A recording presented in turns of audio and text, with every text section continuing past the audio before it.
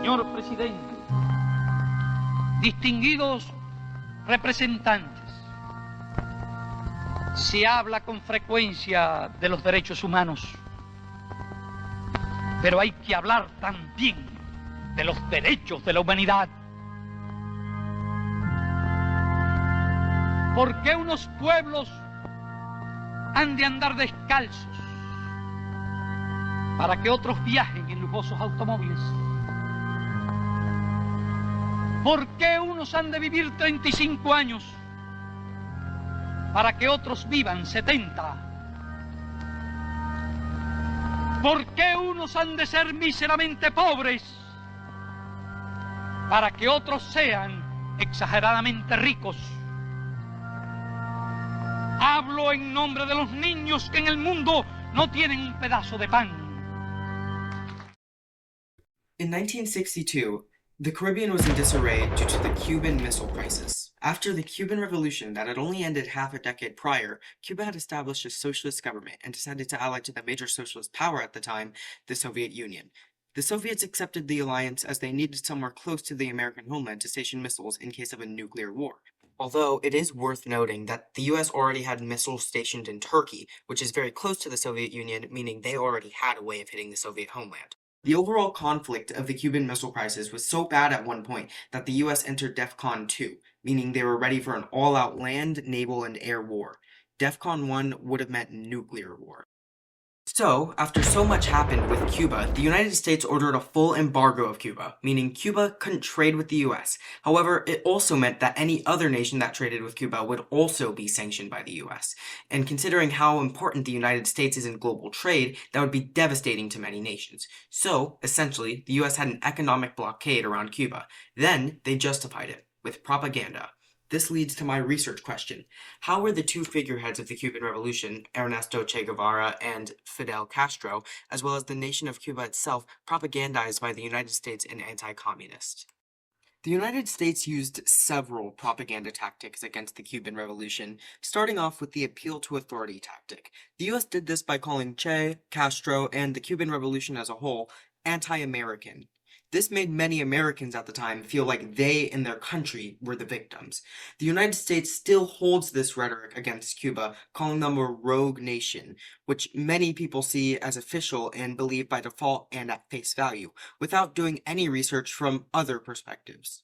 The American justification for declaring Cuba as a rogue nation comes from the idea that Cuba is a dictatorship and has been since Fidel first took power in 1959.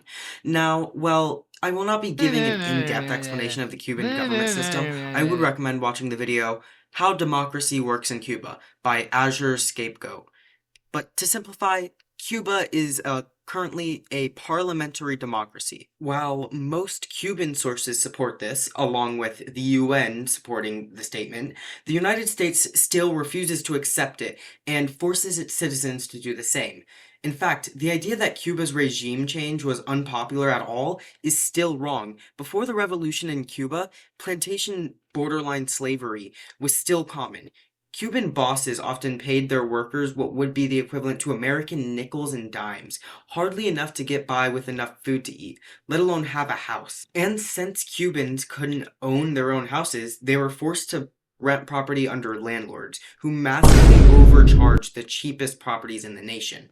Essentially, the general Cuban population was in an infinite cycle of poverty, all due to the free market system that the United States' tourism industry had helped establish. So, naturally, when the revolution happened and the population of Cuba got to choose between the people promising to have all their basic needs met and give them living wages, or the people who had been barely paying them and not giving them any basic necessities for the past half-century, they chose the former. The former being Fidel Castro, Che Guevara, and their team of revolutionaries.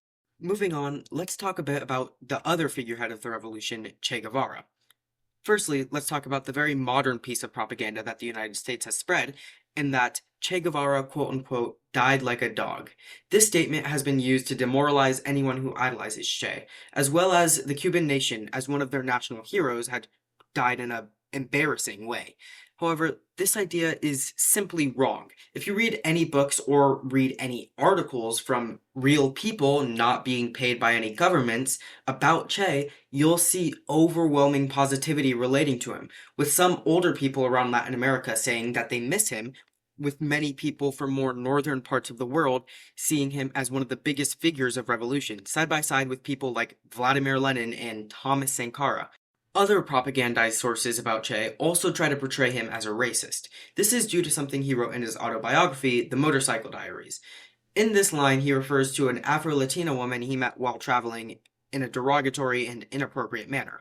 While this was an act of racism, it was notably early in his travels away from home, and he was very young at the time. Essentially, he was being immature, something even us Americans see a lot in our own youth with a lot of racial-based jokes and humor.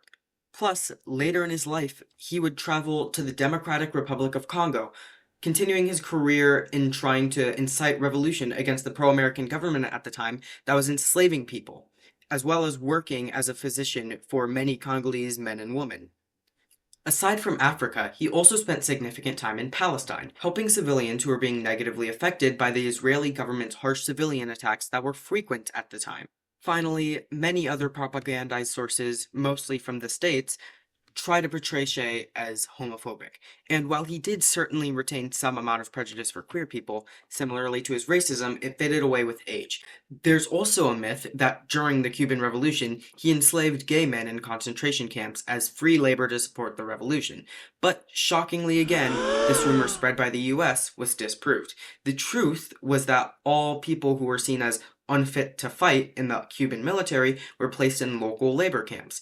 It wasn't only gay men, but also people with varying disabilities, criminals with a violent history, and people with history of suicide attempts.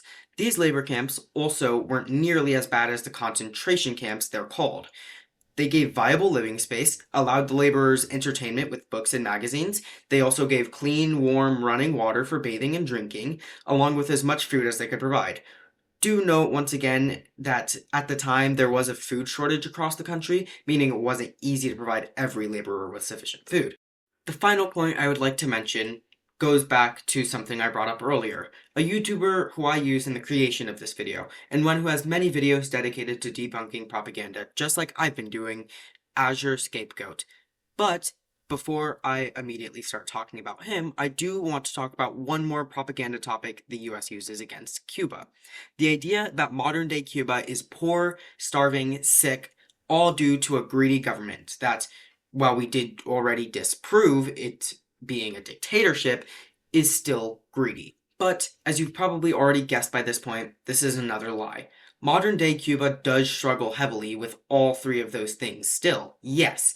Poverty, food security, and medical care are all huge issues in Cuba, but it isn't even because of something the Cuban government is doing, it's due to what the US is doing. As I hope you know, Cuba is a relatively small island. The closest thing it has to a neighbor is the US, but in case you haven't gotten this yet, they don't like each other too much. On top of this, the USA has been hosting a naval blockade that thoroughly checks to ensure no Cuban naval boats get too far away from the island. On top of that, the US has had a full embargo on Cuba just as long as the blockade. 60 years, almost.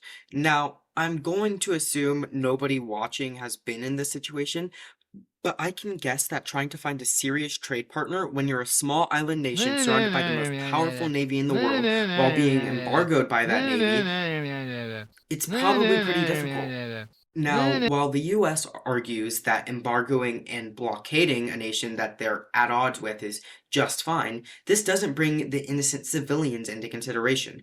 Cuba has almost 11 million citizens, and the fact that Cuba can only feed, give medical aid, and supply clean water to so many of them is very disappointing. It's also the reason why Cuba has such a high number of immigrants, as the lack of those essentials have been detrimental to some people, so much to the point that they must get up and leave to the country that is oppressing them. It would be overall more beneficial for the United States to place that portion of its naval forces and economic resources anywhere else in the world, while simultaneously ending the forced starvation of the Cuban people. But the United States instead chooses to persist.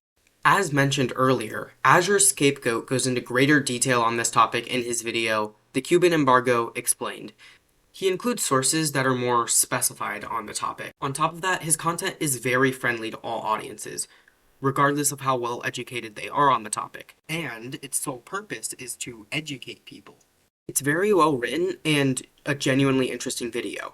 It is limited, however, the limitation being simple bias. Azure Scapegoat self-identifies as a Marxist-Leninist, meaning he is likely always going to try and paint Cuba as the quote-unquote better nation due to its Marxist-Leninist roots. So, just to summarize my points, Cuba isn't a dictatorship, nor is it a greedy government that steals its citizens' essentials. Before the current regime, Cuba actually was a dictatorship, one supported by the United States, and it actually did steal from its citizens, cursing many of them with overwhelming labor, with little pay to show for it, while not supporting any of their basic needs. Che Guevara wasn't racist, homophobic, nor was his death in vain or pathetic. And finally, if you heard something from a government, especially the American one, go above and beyond to fact-check it, especially when it has to do with the lives of other human beings. And as a final message, something I never brought up in this video was the fact that it wasn't supposed to be persuasive. Its sole purpose is to be informative. I wasn't trying to transform you into a communist ready to rebel against the government, but I was hoping you learned and understood the fact that the government is just as likely to lie to you as the news is. Donde el sol de tu bravura le puso cerco a la muerte. Aquí se queda la clara, la entrañable transparencia de tu querida presencia, comandante Che Guevara.